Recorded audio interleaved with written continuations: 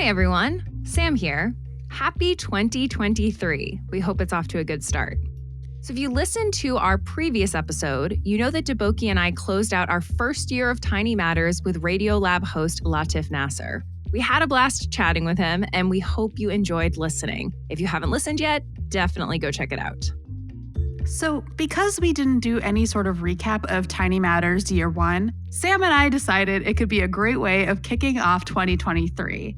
Today, we're taking a look back at a handful of our favorite episode moments from 2022.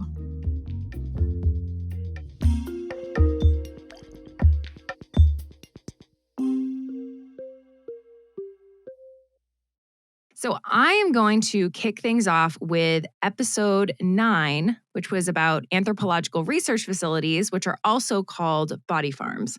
I'm going to begin with the opening for this episode because I think it's a fascinating story about what motivated the creation of the first body farm.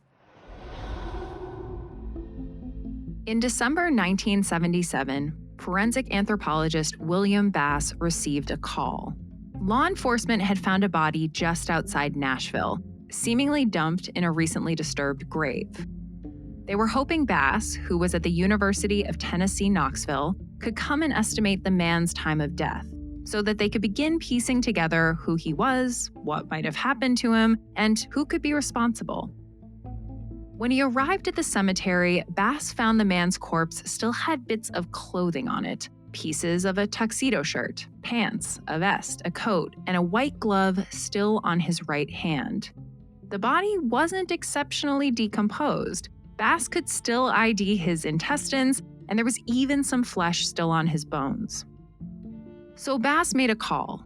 This man was somewhere between 25 and 28 years old and had been dead for a few months to a year.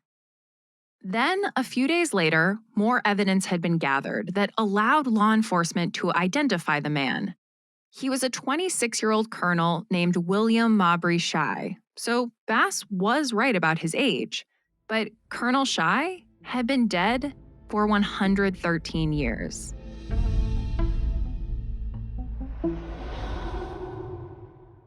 I love that. I love that story. I know.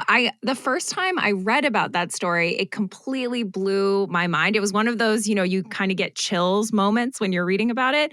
So I just felt like it was such a interesting way to start off an episode because it was the motivation behind the creation of the University of Tennessee Anthropological Research Facility, which is, of course, better known as the Body Farm. Maybe, listener, you have already listened to this episode. Maybe you have not. If you have not, or if you need a little refresh, the University of Tennessee Anthropological Research Facility, aka Body Farm, was established in 1972 by anthropologist William Bass, who you just heard about in that clip. And it was the first facility for studying the decomposition of human remains. It really is invaluable for informing forensic science and investigative work surrounding death. And we should note that all of the bodies at any of these body farms are donated. So much like someone can be an organ donor or donate their body to a medical school for teaching purposes, people can donate their bodies to body farms.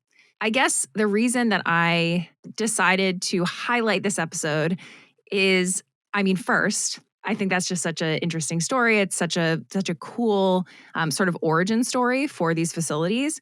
But then I also think that beyond the science, there were some other topics that we covered, which included the ethics of people or museums owning human remains. One of the researchers we spoke with about this was forensic anthropologist Nick Pasalacqua, and he reminded us that many museums in the US and around the world have these large human skeletal collections that were generated in the early 1900s. And they came from primarily unclaimed bodies. So, if someone didn't pick up their loved one's body within a couple days, an anatomist at the time would then take that body, maybe use it for dissection, but then process it, take all the soft tissue off, and keep the skeleton. And so thousands of bodies throughout the US and in other countries were obtained this way. So there is now this big question, or this question has existed for a long time, but I think it's more in the public consciousness at this point of sort of what should we be doing with these remains that people might not have donated. At a body farm, there are a lot of conversations with the people who have decided they want to be donors well before they have died, oftentimes. So, yeah, I just thought that I thought that this episode really just hit on so many different things, both science related and things that are becoming more and more a part of the public conversation. Totally. Yeah. I think that the conversation around like ethics that we got to in that episode was super interesting for me, and thinking about like death obviously is like such a final kind of thing. And then obviously these body farms are one way that it's not, but there's still like an ethics to it. Like those bodies still belong to someone. And I guess especially with something like body farms, where like there's inherently like part of what like probably drew us to the topic and draws people to the topic in general. It's just like it's so fascinating to think about a place that just has dead bodies around it. And so there's like the inherent kind of like cool slash gross ick factor to the topic, but there is still like a core to it that is about how do we treat people? Like, how do we treat these people even if they're dead? Like, there's still something that we have to be thinking about. How do we approach the topic and the content, I guess, like respectfully? Yeah, absolutely. Deboki, you want to share yours? Yeah. Okay. So my parents live in Long Island, which is like a 3-hour drive from where my husband and I live in Western Massachusetts. So usually when we go and drive to visit them, like one of my jobs is to line up our podcast queue. Like I'm the one who's always listening to podcasts. I've got the app. I've got a smartphone. He doesn't have a smartphone. So like inherently, That's amazing. Like, I am the podcast DJ. So, usually I'll put on like stuff from Planet Money. I'll put on, some podcasts about like TV shows we like or stuff like that. But of course, this time I was like, well, why don't we listen to some Tiny Matters? Like, what is an episode of Tiny Matters that you would want to listen to? So I kind of was reading off the list of episodes to my husband. And so when he heard me say this, he got very excited. And it was the Air Pollution Part 1 episode, A Deadly Smog in London. And he got really excited. He was like, we know some people. My husband's an environmental economist. So like he's worked with people who are like interested, obviously, in the environment and a lot of different things. So he's like, that'll be interesting to listen to. I know some people who work in air pollution.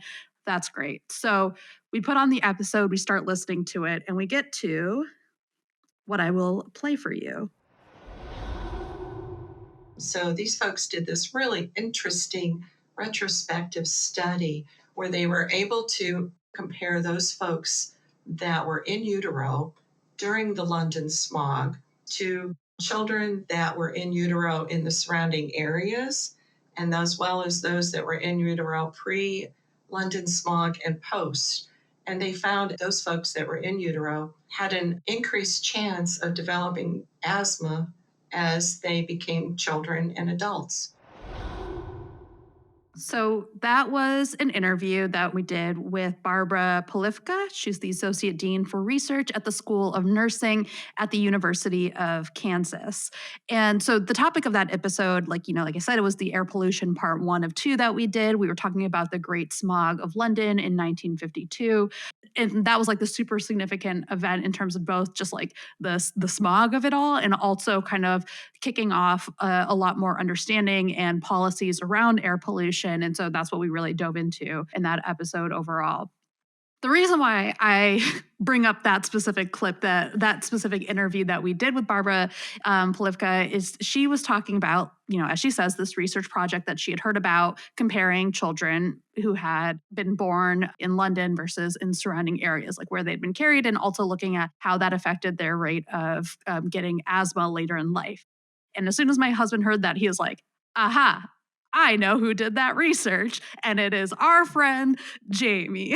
So fun. And it was just a very funny moment because we were on the road. It's like nighttime. We're driving to Long Island, and he was like, "Yeah, we know the person who did that research." And so then I immediately had to start Googling a whole bunch of stuff to figure out if it was specifically our friend's research. So it is. So the researcher that I'm talking about, our friend, is Professor Jamie Mullins. He is at UMass Amherst, and he's part of this larger group that was doing research on this specific topic. And he's taking care of our cat and everything. What a small world moment. It's amazing. Part of it is like that small world moment of like, like my husband was kind of joking around about like, I know people who work in this field. And then actually like the research that we talked about is actually research that our friends have done. But also like that moment of remembering that like scientists are humans. They have friends. They take care of other people's cats, like that kind of thing. Yeah. He's got a whole other life beyond this research. We actually ended up sending the episode to Jamie and he did enjoy it. So that was really nice too. Thanks, Jamie. He and his co-authors, they did this work and they published it and it was interesting to them. And it had this like tail effect where now like, even if we weren't directly talking to someone about their work, we end up like finding the influence of it through someone else's research and someone else's work where they had read it and had maybe inspired them to do something and had like affected the way that they were thinking about research. And then also like now we're kind of like then talking about it on the podcast. And so someone else is getting to listen to it and learn about it. And maybe they're sharing what they learned. And it was just really neat. So I'll also include a link, I guess, for Jamie wrote an article for The Conversation about the work. So if you want to learn more about it, those are articles that are geared towards a more public audience. So you don't have to like dive into the technical econ of it all. But yeah, absolutely. Yeah, we'll definitely include that in the episode description. Oh, I love that. That's such a fun overlap. And also, yeah, a good reminder of, this is part of why I think sharing science is so valuable, because it's valuable to the general public, but then it's also, I think, valuable even to other scientists who might not have come across it in their academic circles, but it's covered in some random podcast like Tiny Matters. And then, maybe they find out about it that way. So very cool. Thanks for sharing that one. Yeah. The next clip I'm going to share is from episode 5, which is titled, What is a Memory? Before I play the clip for you, I'm going to provide a little bit of context because I think that that's important. So we kicked off episode 5 by talking about this thing called the Mandela effect, where a lot of people might have a very clear memory of something, but then they find out that it actually didn't happen or that it's not real. So more minor example of this would be mirror, mirror on the wall. It was never mirror, mirror on the wall. It was magic mirror on the wall. And another one we shared was Darth Vader never said, Luke, I am your father. The line is, no, I am your father. The name Mandela effect comes from a woman who says she remembered that anti-apartheid leader Nelson Mandela died in prison in the 1980s. She says she remembered news coverage of it and even remembered a speech from Nelson Mandela's widow. So Nelson Mandela, he was imprisoned for over 25 years, but after he was released in 1990, he went on to become the first president of South Africa, and he ended up living until 2013. So he did not die in prison in the 1980s.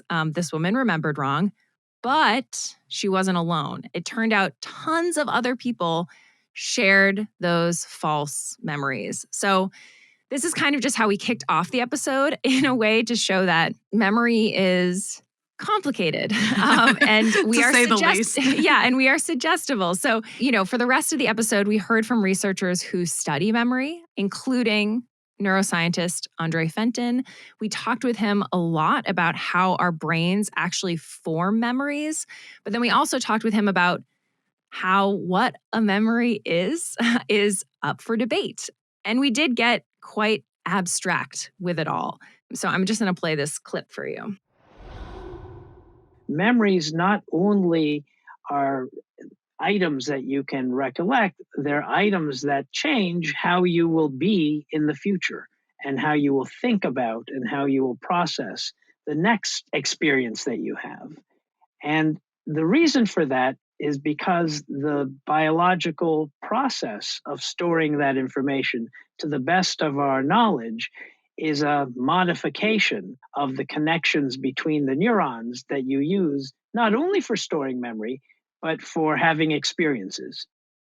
Everyone surely is aware of some of the memories that they have that they almost never recollect, but they know have guided them in a surprisingly strong way for a lot of their lives. Very often, this is easy to recognize with a traumatic memory. But there are also very joyous memories, wonderful memories that one can have from early in one's life that you don't actively recall and think, oh, let me enjoy the reminiscence. Rather, those memories guide you and have helped determine who you happen to be, what kinds of choices you make in a very wide variety of things. I loved how in this episode we were able to really get into the nitty gritty of what's happening physiologically in the brain, in a neuron. But then we were able to talk a little bit more broadly about sort of our societal, I guess, interpretation of memory and how it really is this thing that even though we can say, okay, so there are these connections between neurons, and if neurons are firing more, there's a better chance that you're able to actually retain that memory, and kind of like looking at different proteins involved. And I think it's really interesting that scientists are trying to really understand on a chemical level, on a molecular level, what is happening in our brains when we are or are not forming memories. But I think there's also this like much broader, more psychology driven conversation. And I think it was really fun that we were able to sort of touch on that as well. I was actually thinking about that episode recently because one of the things that I do outside of Tiny Matters is I'm Hank Green's editorial assistant, which means that I help him research topics for some of the different projects he works on, including for Dear Hank and John, where people will write in with like questions about either life things, but also science things. And someone had written in asking about memories and like what are memories, and it was very satisfying to be able to like go to our podcast and be like, I know the answer, but also it was cool to be like, the answer is we don't know. Yeah. Because there was a specific line from that episode about, I think it was in the episode about memory being a process. Like I think to all of us, memory feels like it should be a physical thing, because to us that is like what a memory is. It's a thing, but then actually what it is something much more dynamic and evolving. And I feel like that the clip that you shared is so much about that. It's like we think of our memories in one way, but maybe they're actually much more applied than just like this immediate object that we hold on to, like what as like a memory. I could talk about this topic for days. Like it's so interesting. Yeah. My turn. So for my other clip that I wanted to talk about today, I wanted to talk about our interview with the astrophysicist Moya McTeer about her book, The Milky Way, an autobiography of our galaxy. And I loved it for a lot of reasons, but I'm gonna just highlight this one clip. Everything you write is a reflection of that snapshot in time, and it is annoying. I can't help but wonder how people 50 years from now might see this book. What will we learn in the next few decades that make this book obsolete? Or what will we uncover that turns something that I thought was very true in the book into something that is not true anymore?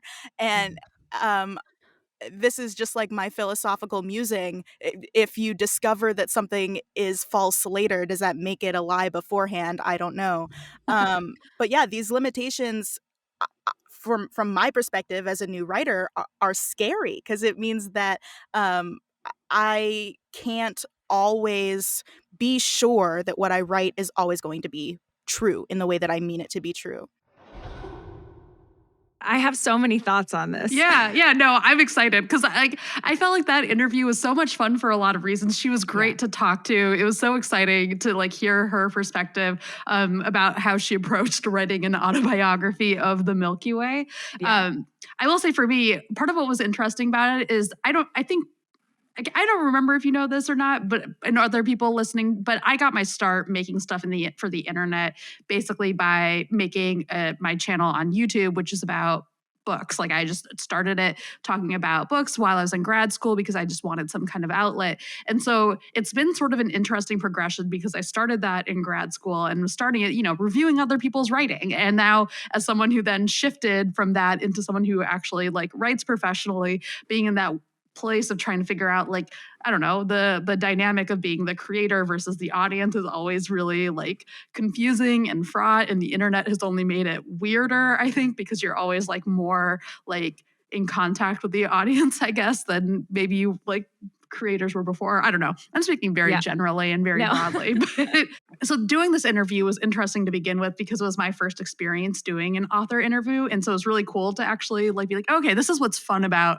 like talking to authors about their work and hearing from them directly about what their process was. And it was also really cool doing it as a science writer because I felt like the conversation felt very much like we were all like, how do I do this? Like, but like in a way where we're all professionals, like in the way where it's like we all know like what we're bringing to science writing, but we're approaching it from different ways. And like she's taking this approach that is so different and so like and about a topic that is, you know, something that you and I have a lot less familiarity with. So that was super cool to begin with. And then just kind of seeing from there both the way that things were different, but also like some of what she's talking about in that clip is stuff that I feel like we have to think about all the time. Like, how do we present things accurately? And like, how do you have confidence in what you're presenting when you're presenting about science, which is a thing that is inherently about finding what is right and wrong with our current knowledge. I mean, I think with anything science related, with every single episode of Tiny Matters, with any science story I've ever written, any script, I'm sure you feel this way too, plenty of it could be upended. Maybe 2 days from now, maybe, 500 years from now. I don't know. Yeah. Will podcasts still exist 500 years from now? I want to say no. But it's an enduring art form. Right. Yeah. Yeah. That would be shocking and wonderful. It is really a window in time, right? Like people will see, oh, she published this book in 2022. Look how much more we've learned since then. Like that's how I feel when I look at genetics books from like 1975. And I think, well, this was really impressive for what they knew at the time. Yeah. But wow, fast forward 30 years and we've sequenced the human genome and done all these other things. And then fast forward another 20 and we're talking about CRISPR and all of these other things that were this sci-fi dream probably back then. So I don't know. I think this is part of why I love science. Okay, so to finish up our 2022 in review episode, I am bringing it back to the very beginning with episode 1. The episode title is Dinosaur Fossils Inspiring Jurassic Park and Helping Us Predict Earth's Future. This was our first Tiny Matters episode. We were still getting comfortable with format and pacing and, all of the things that we think about with every episode.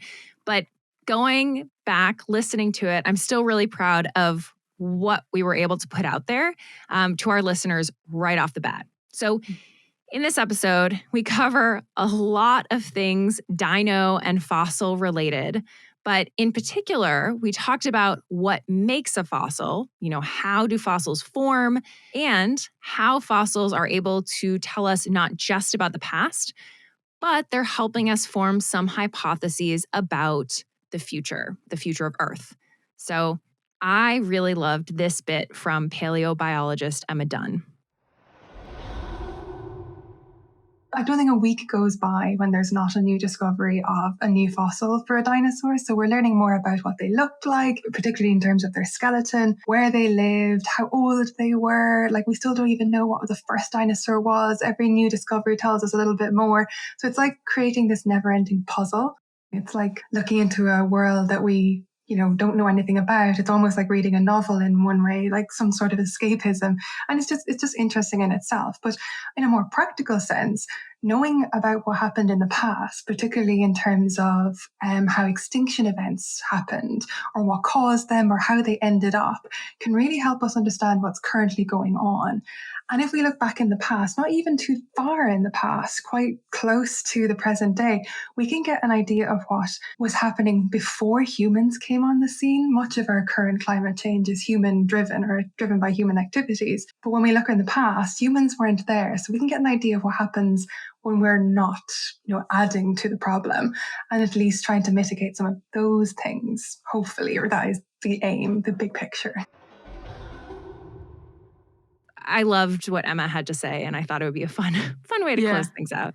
Yeah, I felt like it plays well too after what we were just talking about with Moya, like in the beginning of that clip when she's talking about how like every day there's like a new fossil. It kind of made me think about like that idea like that the information you have is going to become outdated pretty quickly if you're in a field like that where Yeah, there's always something new, and it's always going to be something exciting that'll tell you something you didn't know the day before.